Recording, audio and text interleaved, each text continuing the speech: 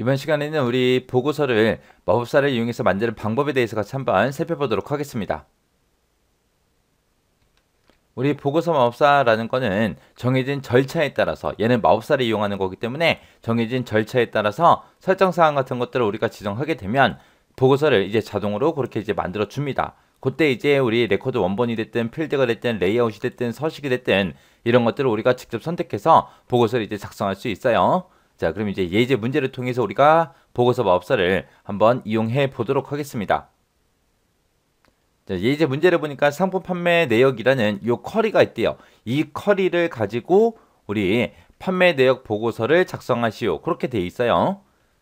그때 이제 만들어진 보고서를 보니까 지금처럼 이렇게 생겼습니다. 여기 이제 분류하고 분류가 쭉 나와 있고요. 그 다음에 이제 상품 번호 나와 있고 상품명 나와 있고 판매가 나와 있고 수량이 있고 금액이 있고 해서 이런 필드들을 가지고 우리가 보고서를 지금처럼 이런 형태로 이제 만들어주면 돼요.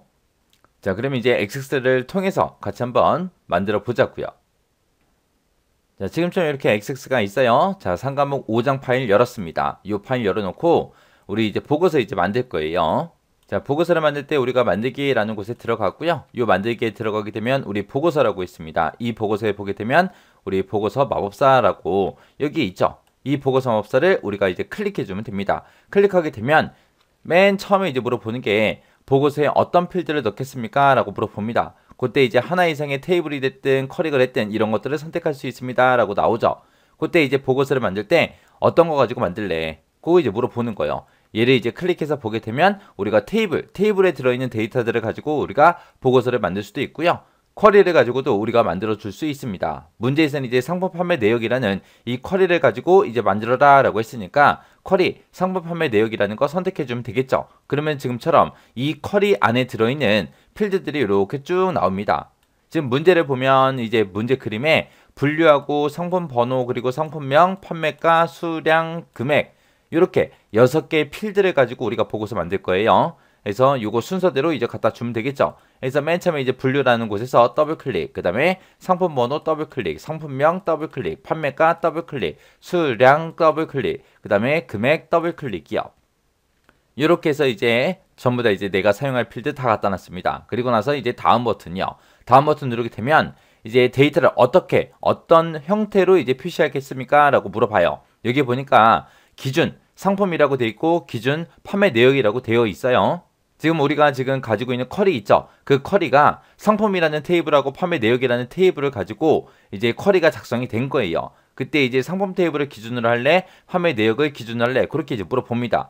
지금 얘가 이제 상품을 기준으로 하겠다라고 했을 때 지금처럼 이렇게 된다는 거예요. 분류하고 상품명 판매가가 위에 있고 그 다음 행에 상품 번호 수량 금액하고 이런 형태로 표시하겠다. 그렇게 이제 미리 보여주는 거고요.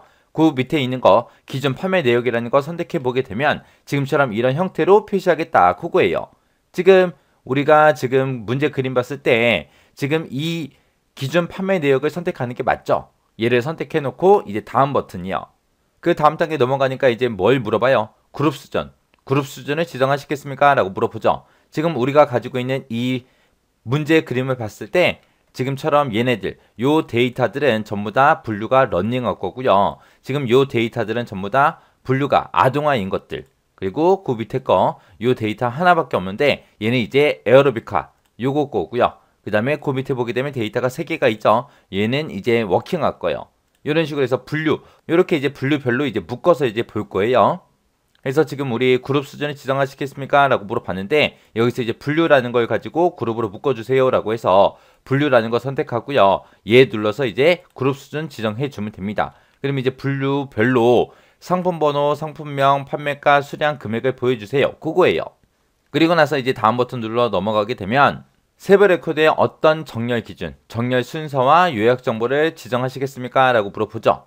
자, 우리 문제 그림을 봤을 때 러닝화 안에서 상품 번호가 4번이 먼저 나오고 5번 나왔죠. 그 다음에 아동화 거를 보니까 이제 8번이 나오고 그 다음에 9번이 나오고 10번이 나왔습니다. 그 다음에 에어로빅화는 원래 하나니까 그냥 1번 하나 나온 거고요. 그 다음에 워킹화 거 보니까 상품 번호가 11번이다, 19번이다, 20번이다 하고 이렇게 나왔어요. 그 얘기는 상품 번호를 가지고 오름차순 정렬되어 있다. 그 얘기죠. 그래서 우리 XX에서 여기 정렬 기준을 우리 상품 번호로 오름차순 하겠습니다 라고 해서 이렇게 이제 선택해 주면 됩니다. 여기서 이제 오름차순이 있는데 이 오름차순을 내가 한번 클릭하게 되면 이제 내림차순으로 바뀌어요. 이렇게 해서 오름차순 할지 내림차순 할지 우리가 선택을 해주면 되는 거예요. 이렇게 해놓고 이제 다음 버튼 눌러서 넘어가면 됩니다. 넘어가게 되면 보고서에 어떤 모양을 지정하시겠습니까? 라고 이렇게 이제 물어봅니다. 예를 보게 되면 이제 단계도 있고 블록도 있고 외곽선도 있고 이렇게 세 가지가 있어요.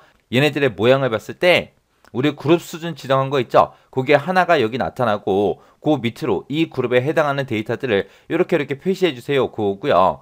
블럭이라는 거는 지금처럼 같은 행에다가 그렇게 표시해 주세요. 그거고 외곽선이라는 건 지금처럼 이런 식으로 이렇게 이제 표시해 주세요. 그겁니다. 여기서는 이제 우리가 선택할 때 단계 선택해 주면 돼요. 그리고 용지 방향은 세로 방향으로 그냥 할 겁니다. 그리고 나서 이제 다음 버튼이요. 그리고 나면 이제 보고서 제목을 지정하시오. 그렇게 나오죠. 보고서의 제목은 이제 문제에서 뭐로 하라 그랬어요? 우리 판매 내역 보고서로 하라 그랬죠.